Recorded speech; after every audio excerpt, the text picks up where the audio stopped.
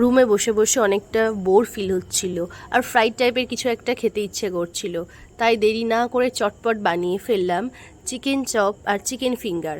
সেই জন্য চিকেনের কয়েকটা সলিড পিস নিয়ে সাথে একটা আলু নিয়ে লবণ আর হলুদ দিয়ে আমি প্রেসার কুকারে একটা সিটি দিয়ে নিয়েছি। তারপর একটা বাটিতে আমি চিকেনগুলো আর আলুগুলোকে নিয়ে ভালো করে স্ম্যাশ করে নেব। ভালোভাবে স্ম্যাশড করে নেবার পর ওর মধ্যে আমি দিয়ে দেব কেটে রাখা লঙ্কা কুচি, পেঁয়াজ কুচি, প্রয়োজন মতো জিরে গুঁড়ো, এরপর দিয়ে দিচ্ছি ধনে গুঁড়ো, কাশ্মীরি রেড চিলি পাউডার। এরপর ভালো করে সেটাকে মিক্স করে নিচ্ছি। এরপর এর মধ্যে অ্যাড করে দেব স্বাদ মতো লবণ।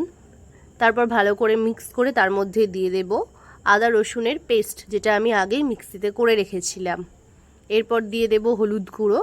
তারপর সেটাকে ভালোভাবে মিক্স করে কিছুক্ষণ রেখে দেব।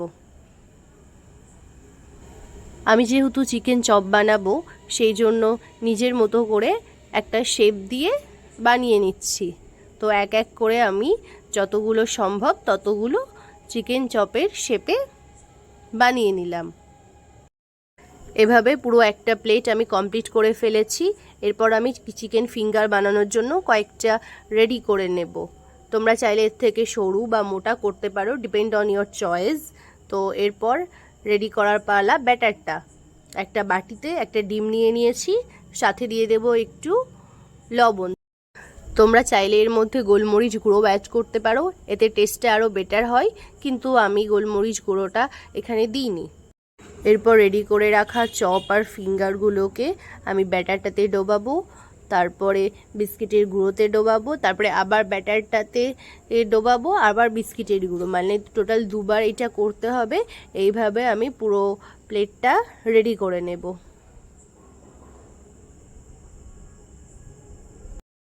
আমি যেহেতু এটা ফার্স্ট টাইম ট্রাই করছি, আগে কোনো দিন বাড়িতে বানাইনি, তো কোনো এক্সপিরিয়েন্সও নেই, অতটা সুন্দর হয়নি। তোমরা যারা এগুলো করো তারা তো এক্সপার্টই হবে, আমারটার থেকে তোমাদেরটা অনেক বেটার হবে। তো এইভাবে সবগুলোকে রেডি করে নেবার পর আধ ঘন্টা মতো ওটাকে ফ্রিজে রাখলে আরও সুন্দর হয়। আমার হাতে যেহেতু অত সময় ছিল না, আমি আর ওটা ফ্রিজে রাখার সময় পাইনি। তোমরা ফ্রিজে রাখো, তাহলে একটু টাইট হবে। তারপর একটা কড়াইতে তেল নিয়ে আমি এগুলোকে ফ্রাই করতে দিয়ে দিয়েছি।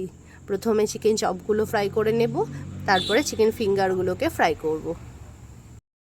তো কড়াইতে যতগুলো ধরেছে একবারে আমি ততগুলো দিয়ে দিয়েছি ফ্রাই করার জন্য। একদিকটা ভালো করে ভাজা হয়ে গেলেই, মানে ব্রাউন কালার মতো হয়ে গেলেই সবগুলোকে উল্টে দিতে হবে।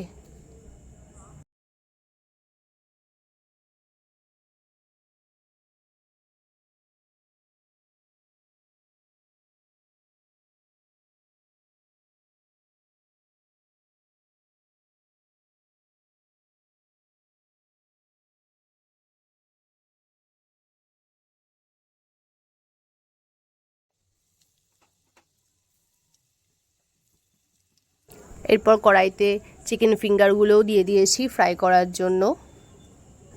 ফ্রাই হয়ে যাবার পর ওগুলোকে আমি একেবারে প্লেটে সার্ভ করে নিয়েছি। এবার খেয়ে টেস্ট করার পালা। এবার দেখায় কতটা মুচমুচে হয়েছে।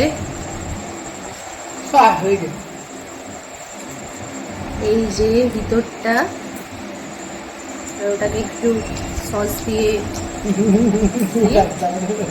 কেমন লাগবে?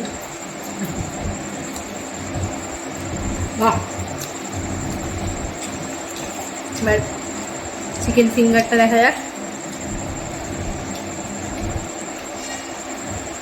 এই যে ভিতরটা, একটু কাসুন্দি হলে ভালো হতো। মিষ্টি লাগবে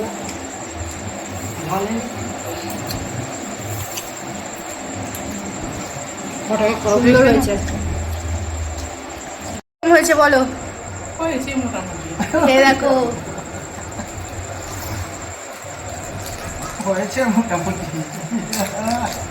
কেমন বলো? টেস্ট হয়েছে, কিন্তু আরেকটু হওয়ার দরকার ছিল।